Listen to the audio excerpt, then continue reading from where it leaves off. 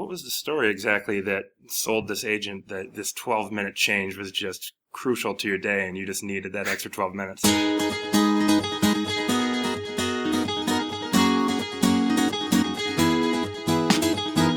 Hey everybody, welcome to the Abroaders Travel Podcast, your weekly meetup with thousands of entrepreneurs, hustlers, creators, nomads, ninjas, wanderers, and world changers, all seeking to build the skills and connections to live a life without borders.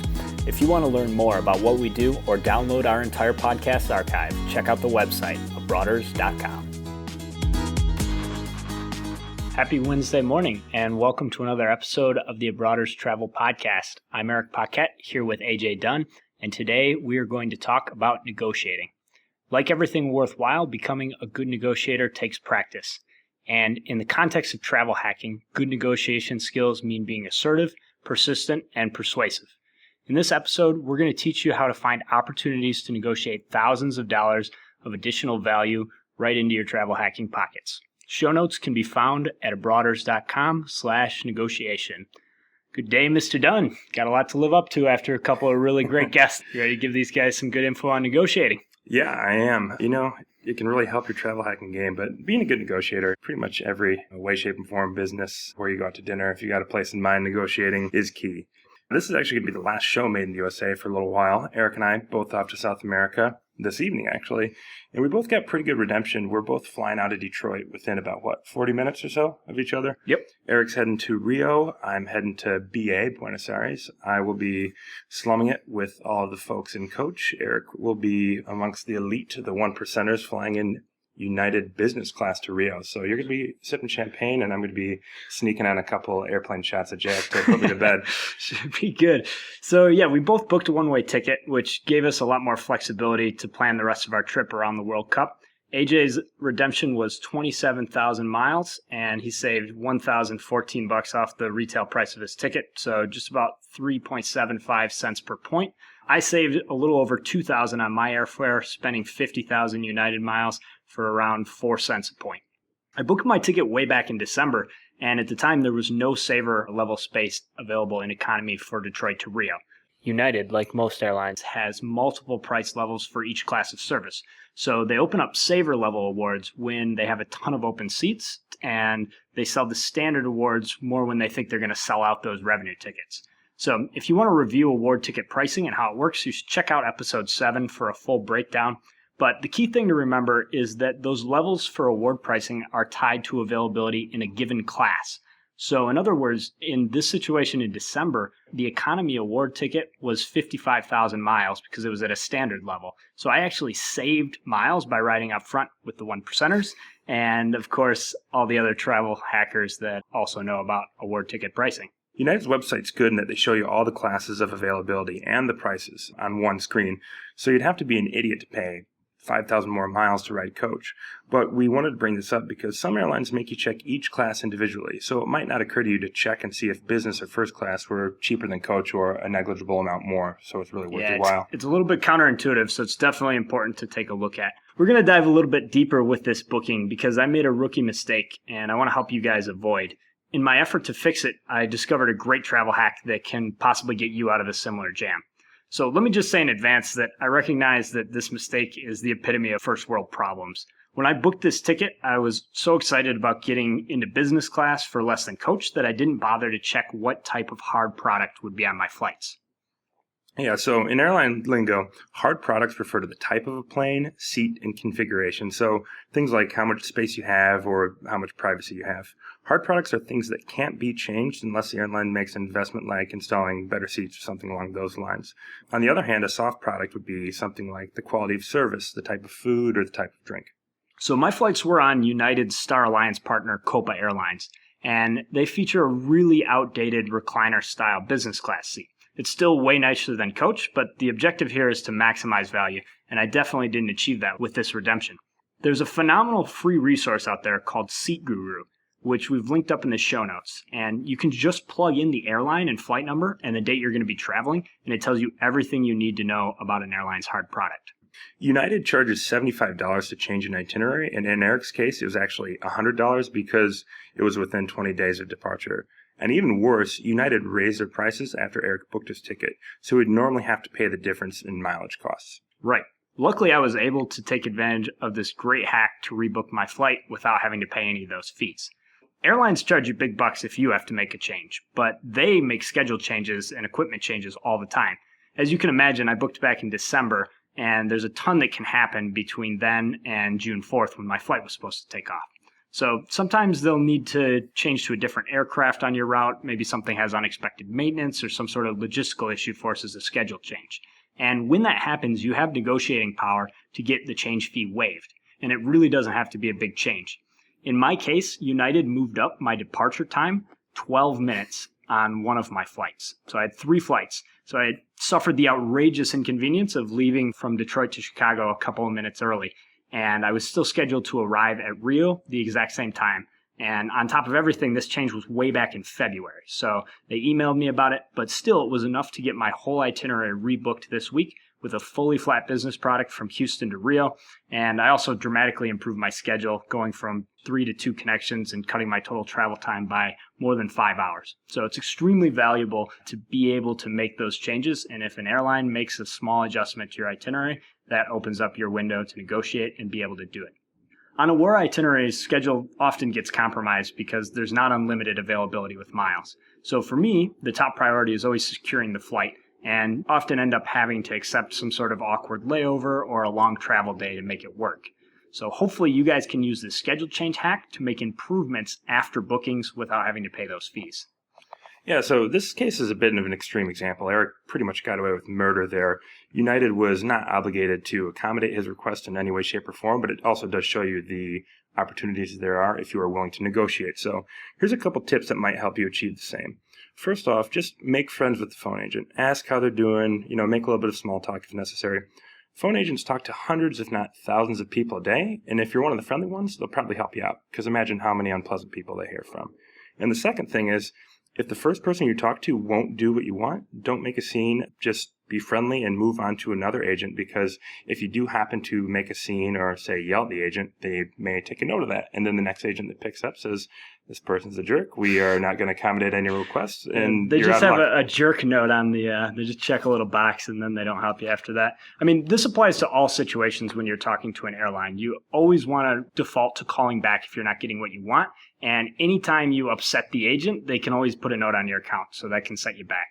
Yeah, so what was the story exactly that sold this agent that this 12-minute change was just crucial to your day and you just needed that extra 12 minutes? I think one of the ones that's really good is you can always say, depending on whether it's your arrival time or your departure time that changed, that you're sharing a ride to an airport or that you can't get that moved around. And so it's the change that the airline made is going to have to make you make a bunch of other changes to your itinerary. In this case, I really don't think the agent actually checked the magnitude of the scheduling change too closely. So I just said that I was sharing a ride to the airport and that they had made a change that made that a lot more difficult. And, if you're the friendly guy, they're usually not going to try and find reasons not to help you.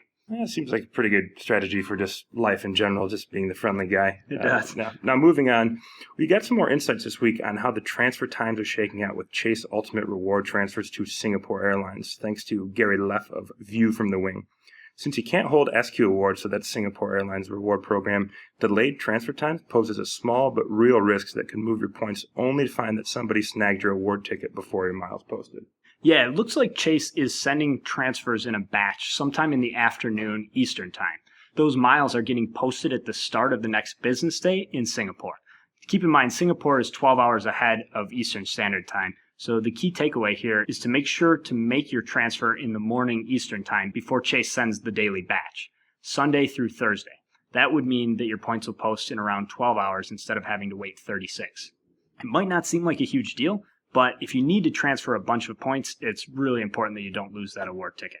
It's a pretty big hack. A lot can change in, over the course of 24 hours. Yeah, just had that happen today. We had somebody called back U.S. Airlines. We didn't have enough time with the hold, and one of the first class seats had disappeared. Took another couple of hours to get that organized. So always good to try and plan your award transfers and get that timing as tight as possible. Yeah. All right. Well, changing gears here a little bit, I've got a really good resource I'd like to share about moving around within Europe.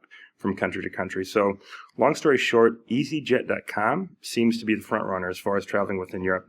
A while ago, I actually reached out to a friend and said, hey, what's the best website for booking rail travel in Europe? Because I just assumed the train would be a fun experience and it would also be less money than a flight.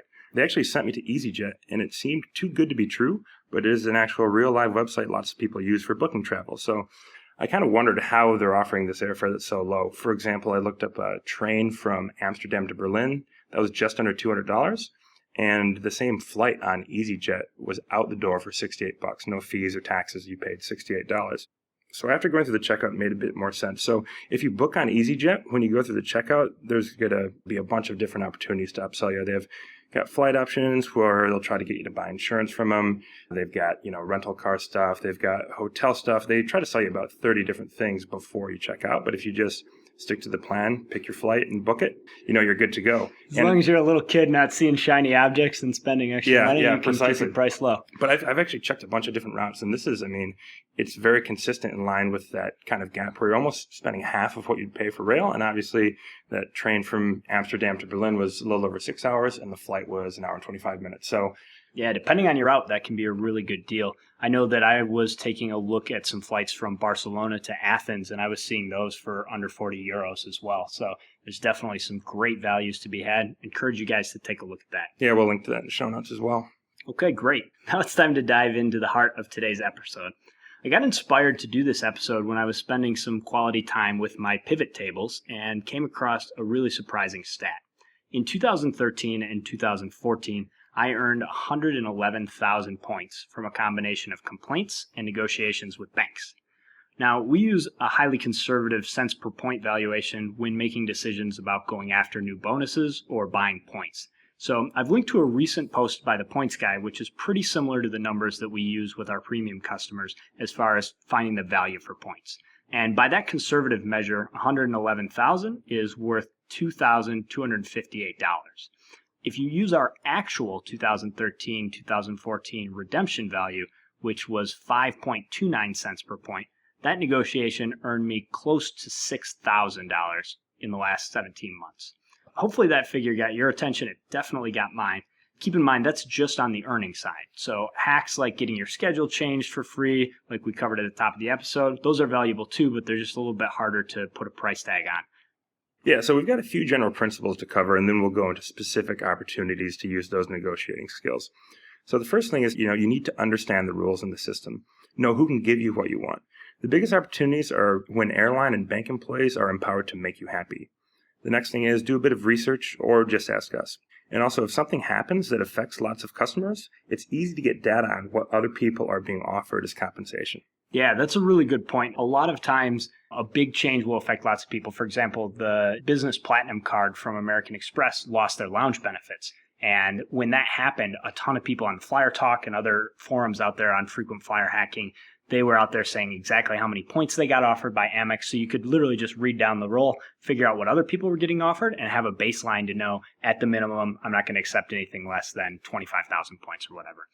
Anyways, the next part is to be persuasive. A little bit of preparation can go a long way. So come up with a story about why you need that credit card or why that 12-minute delay screwed up your plans tragically. Yeah, the next thing is be assertive. So banks and airlines are not going to proactively offer compensation for some type of minor inconvenience, but if you do ask for it, there's a good chance you'll get it.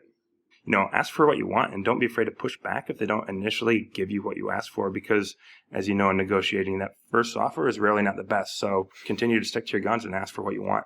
Yep. And the last one, which AJ touched on earlier, is be friendly. This one can be a little bit tricky to combine with being assertive, but if you master it, the two are exponentially more powerful together.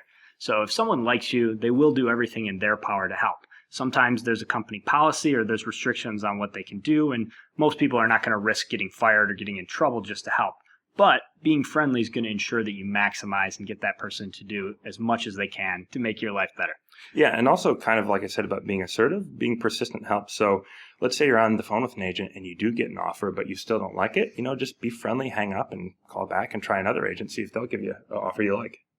Banks are the biggest opportunity to get free points. And here's what you need to know about banks with respect to understanding the system. So first of all, they make money when you spend money. So shifting spending away from their competitors obviously will make them happy. So, for example, from the bank's perspective, they're imagining you as a typical consumer, probably not a travel hacker with a sock drawer full of credit cards. And so they're imagining, if the bank's Chase, they're maybe imagining you've got a Citibank or an American Express card. And every dollar that you're going to spend with them is a dollar not spent on the competition and is going to earn them an extra 2 or 3% on those transaction fees. That's a key. You just want to make sure that you have put the emphasis on shifting your spending away from another bank to their credit card because you like the benefits they offer better. Yeah, and you also need to remember that it costs these banks money to acquire customers. So keeping you as a customer is cheaper than acquiring a new one to replace you. And that's the whole concept behind the sign-up bonuses. For the average customer, they buy you off once, you redeem the points on a toaster oven from Sky Mall or something that gives you horrible value, and then they got you for 5 to 20 years. Exactly. And also, history matters. So the banks don't like uncertainty, and long-standing customers are less risky as long as you pay your balance in full every month. So the longer your relationship with a bank, generally the better your leverage. That's another reason why you shouldn't just go through and cancel cards. It's important to avoid the annual fee, and we'll talk more about that. That's a big part of negotiating as well. But the key takeaway is try and maintain that relationship so the banks can look at your record and see that you've been a customer for 5 or 10 or 20 years. The longer you have, the better you're going to be. Yeah. All right, let's get into some examples of when to negotiate. So the first one that comes to mind is with credit card applications. So asking for a better bonus when the sign-up improves, for example, 50,000 Chase Inc. sign-up points, and then they move that offer to 60,000. Yeah, So unfortunately, that one just ended, but it's a good thing to keep in mind for general. A lot of times they'll change those right after you make the application. Yeah, so just call up and ask for the better bonus. But the thing is, you do have to call and ask. It doesn't always work. But, when you're talking about $125 on the table just for a couple minutes of your time, that's a pretty good effective hourly rate. Yeah, definitely is. Usually these calls don't take a lot of time. Little hack is to call in the middle of the night for those banks because they all have 24-hour call centers and there's a lot less volume if you don't call right after, Monday through Friday working hours. Yeah, AJ's example there was perfect. So 60,000 points, that's an extra 10,000 from the normal sign-up bonus. And that's worth a minimum of 125, even if you just redeem the points for paying for tickets. It's going to be much more if you transfer to one of Chase's and that partners. 125 is a super conservative figure for 10,000 Chase points, which could be United points. Yeah, they'll give you the cash value actually for that 125. So bare minimum, you can probably do a lot better. All right, the next opportunity is reconsideration. So I've got a credit score of just over 700, but I still have to call reconsideration almost every time I apply for a card. We've got a great resource on the Abroader site for reconsideration negotiations, which we've linked up in the show notes. Yeah, so one thing that's key is to know your application details. So what income you told them as far as a business application goes, take note of the revenue or profits that you said, and also be able to explain why you want the card, especially if you have multiple cards. You need to know the benefits. I know that I've had some examples of that where you're going to get into the benefit examples, but call them up and say, hey, I really want to use this card. I'm going to be booking a lot of flights with United, and I figure I may as well give the perks you claim to offer. So, if you don't know your card's benefits, the best thing to do is to just go check out that application page, and it'll usually list some of the more shiny and enjoyable benefits that you'll be getting with that card. So a few examples that are common would be no foreign transaction fees or bonus categories, like you get 3x points on airfare. That's the case with the Amex Gold, or maybe double points on travel expenses. So know those bonus categories. Some cards also offer lounge access. So don't forget to mention that the competitor doesn't have that benefit, and you're just really excited to shift your spending over to their card so that you can take advantage. With reconsideration calls, the biggest key is convincing them that you're not a risk. So again, you don't want them to think that you're getting this new card and you're just going to go put a whole bunch of extra spending on it. You want to convince them that you're moving spending that you're making anyways and paying off to another company, and you just want to transfer those transactions over to your account with the bank that you're negotiating with. Yeah, another key opportunity with negotiating is when your annual fee comes due. So you got your bonus, and lots of people just cancel their card, but that's not the best for your credit and definitely not maxing out your points opportunities. So first, you need to get to the retention department. Remember how we talked about knowing who's empowered? Frontline agents are not your guy. Say cancel or close an account, and you will get transferred to the retention department. Yeah, it's a huge amateur mistake, and one that's not necessarily intuitive. You kind of assume the first person to answer the phone can probably help. And those frontline people can offer you something, but they don't have the authority to give you the best deal that the bank as a whole would be willing to offer to keep you as a customer.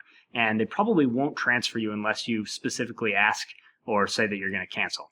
And so the thing is, those frontline employees, they probably get, a bonus to keep you on board. Everybody there is going to be incentivized. And so you just got to go talk to the retention people, and they're going to be able to give you something above and beyond what the frontline folks can offer. Yeah, so there's a couple types of compensation that they may offer. Sometimes you'll get a partial or a full statement credit to cover that annual fee, and other times they'll give you bonus points to keep the card open. And the third scenario is a bonus challenge, which that ties bonus points to a certain amount of spend. Yeah, this one's a good one, and this is often the option we take. Most of the time when I do reconsideration negotiations, they do offer to waive part or all of the annual fee. And I always make sure to ask them if they'd be willing to offer points instead. And like I said, we use that conservative estimate, and I just do the math real quick to see if the bonus they're offering is better. So there's two types of bonus challenges. The first one is a bulk challenge. So they'll say, we'll give you 10,000 miles for spending an extra 5K in 3 months.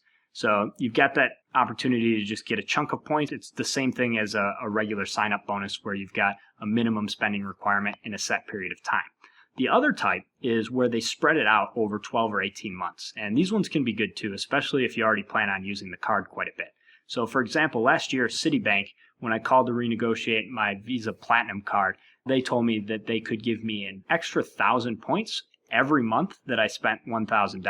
So I was basically doubling the number of points per dollar for 18 months. So depends on how you value your points, but it's really, really important to not only check whether they're going to waive the annual fee, but see if you could instead swap that offer out for bonus points. Yeah, and so for example, let's say your annual fee is $95. They may offer to waive that fee or give you 10,000 points. So just plug in those cents per point and decide which makes the most sense. Now, as a final note, you're not always going to win these negotiations. Banks change policies all the time based on how their numbers are looking. Are they hemorrhaging customers? Are they feeling heat from a particular competitor? Some executives are going to shoot out a memo to give better retention incentives. Sometimes it falls the other way. So don't get discouraged if you don't get the compensation every single time. Yep. And also, feel free to report. Send us a message, support@abroaders.com. Let us know how it's going. We collect data from hundreds of different customers and thousands of members in the Abroaders community that tell us how things are going. And so if you reach out to us, we can likely tell you what other people are getting when they're doing those types of retention negotiations. Obviously, it always comes back to depending on your credit score and your history with the bank. But the more data we have, the more we can help folks out there kind of figure out where that bottom level of compensation they should accept from banks. There's two more things to remember about consideration. First of all, it's not too late if the annual fee has already hit your account. Some banks, Amex in particular, prorates the fee. So canceling a month in saves you 11 months worth of fees. So in other words, if the annual fee is $175 and it hits your account, you forgot to do that negotiation, you can still call up a month later and save most of that $175. So sometimes if they don't give you much, say you call up the first time and they are in one of those new memo modes where they're trying not to keep customers as much, then you can always wait to the next month and go ahead and call back again and see if you get a better luck on your negotiation. The second item is that you can often get compensation and still cancel anyways. So if they waive that annual fee with a statement credit, you're not obligated to keep the card anyways. You can always take that statement credit, say thank you, and cancel your account. I wouldn't recommend that because of how important it is to keep that good relationship, but it is something to keep in mind. You're not under any sort of contract to keep your card just because they compensated you when you called to cancel last time. All right, so the next opportunity is requesting courtesy credits. And the big time that this happens is point of sale rejections. So banks can't hold you responsible for fraudulent transactions. There's a law and the regulations are pretty tight. So they've developed some pretty intense fraud detection and prevention measures. A lot of times, if I get denied for a transaction, I call right away to complain. And around 50% of the time, I get some sort of bonus, usually small, 3,000 or 5,000 miles. But it still can be like a $250 payday at the rates that we're redeeming miles for airfare. So a 10-minute phone call to potentially make $250 worth of points, that's a great hourly wage and definitely worth your time. Yeah, when you got boxed out of buying World Cup tickets because of that, didn't you get something to show for that? Yeah, I got 5,000 points. It's exactly the thing. And it also really helps if you call in advance and tell them that you're going to make that purchase. So I called up and said, hey, I'm in Brazil. I'm going to be on FIFA's website buying tickets to the World Cup. Just wanted to make sure that transaction gets approved. Put a little note down in my spreadsheet saying when I called the bank and who I talked to, and then they still denied the ticket. It was a huge bummer because we almost weren't able to purchase World Cup tickets because of it. But anytime that sort of thing happens, you should always call the credit card company, explain the situation, and often they'll offer you some sort of compensation. Yeah. Then the next opportunity is benefit changes. So when cards lose benefits, they're at risk of losing tons of customers. An example would be this year, Amex got muscled out of their lounge benefit agreement with American and U.S. Airways by Citibank. Citi outbid them and got exclusive rights to offer lounge access with the exact advantage in the World Elite MasterCard. Gotta love that card name. Yeah, Makes you feel special. Yeah, so when the Platinum card lost lounge access to American Airlines and U.S. lounges, we got 50,000 Amex points and a $100 statement credit just by calling to complain about that lost benefit that they once told us we would have. Right. This is what we were talking about earlier in the show, where doing some research is a huge advantage. Since the changes were happening to tons of cardholders, Flyer Talk was abuzz with those reports about what people were being offered. So I knew in advance that other people were getting at least 25,000 points. That was actually what I was offered the first time I talked to them. I called back and found somebody that would offer me 50,000 points. Definitely a huge win. That's enough for a first class one way on a lot of Amex transfer partners, and there's some huge values there. So definitely worth keeping in mind. Again, shoot us an email if you got a specific question and we'll try and help you. Yeah, keep in mind that your complaint doesn't even necessarily have to be substantiated by your account history. I don't think we even ever used the American Airlines lounge access that we were, so distressed about losing. Yeah, we didn't. I don't think we ever stepped foot in an American lounge, at least not with the Platinum card, but they didn't bother to check that. They just gave us 50,000 points to keep us happy. Yeah. Now, the final opportunity we're going to cover is with airline irregular operations. So basically, anytime you get screwed with massive delays or canceled flights, you've got an opportunity to ask for some miles. This is especially true if you redeemed the flight with miles. Yeah, I got 25,000 miles from United in 2012 when they made an error and didn't have a business class seat for me when I redeemed for business class. The agent at check-in told me that she had to put me in economy, and by the time I had gotten through the security lines, I had already called the United Airlines and gotten 25,000 points as compensation for getting bumped to coach. Now, as it turned out, I got to the gate and there were plenty of seats in business class. And so I was actually able to show them the old confirmation that was saved on my phone. So the person up front, they told me there I was in economy, printed me a boarding pass in economy, and I got up to the gate agent and I just showed her my phone's confirmation that said business class, and she just moved me into a business class seat. So I ended up getting to keep those 25,000 miles just for the inconvenience of having to worry about it for a little while. Oh, that's slick, man. Well, we're about out of time, so hope you guys found these tips helpful. We'd love to hear from you about your negotiation successes or failures, so shoot us an email to support@abroaders.com and let us know if you found any opportunities we've missed. Yeah, thanks again for taking time out of your day to join us. We are in a bit of an iTunes review drought. Those 5-star reviews help other people find us and all that white noise on iTunes. So if you found the podcast helpful, please consider taking a few minutes to write us a review. I got the inspiration for this week's jam when I was going through videos from my trip to Havana this February. Pretty sure every Cuban over 3 years old knows the original version of this song by heart, and they don't miss many opportunities for impromptu jam sessions. I've actually linked up to a YouTube video that I filmed at La Boguedita del Medio in Havana Vieja, which you guys can get a feel for how those impromptu jam sessions play out. The Cuban bar culture is absolutely incredible. The International Jam is actually a remix, a version performed by Wyclef Jean and the Refugee All-Stars. We'll be back next Wednesday from Buenos Aires and Salvador, Brazil, 8 a.m. Eastern Standard Time. Until then, travel safe. Cheers. Yo, I wrote this in Haiti, overlooking Cuba. I asked her what's her name, she said Guantanamera. Remind me of an old Latin song my uncle used to play on his old 45 when he used to be alive. She went from a young girl to a grown woman. Hey brothers, don't be shy. Hop over to the website and join our email list for exclusive travel hacking content. If you like what we're up to, the best way you can support the show is by leaving us a 5-star review on iTunes. Lastly, we would love to hear from you, so send your show feedback to Erik or AJ at abroaders.com. We will see you next week. If you tell me that you love me, hey yo, I'm standing at the bar with a Cuban cigar. Yo, I think she's eyeing me from far.